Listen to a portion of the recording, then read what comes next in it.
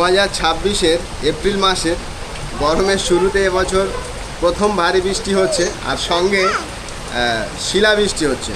তো চলুন অনেক দিন পরে মানে শিলপোয়াটা দেখছি, যদিও শিলপোয়াটা খুবই খারাপ মানে ফসলের ক্ষেত্রে।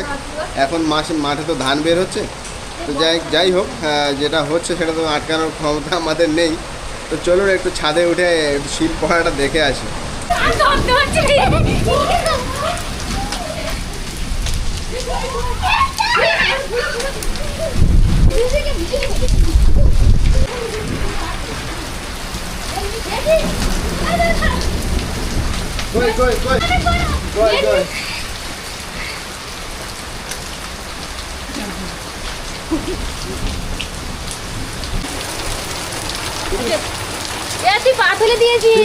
দেখুন বর্ষায় ভিজে ঠান্ডা যদি লাগে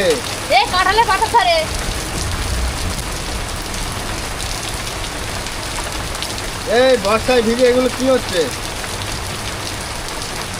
কোনো কাজে লাগবে? দাদা গায়ে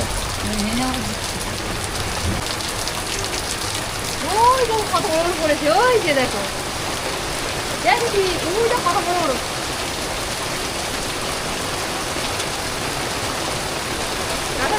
যা ওর উপরে সাদা সাদা গুলো কি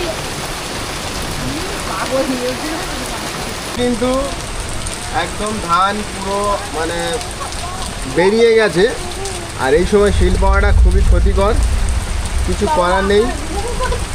যাই হোক একটু প্রচণ্ড গরমের মধ্যে একটু স্বস্তি পাওয়া যাবে।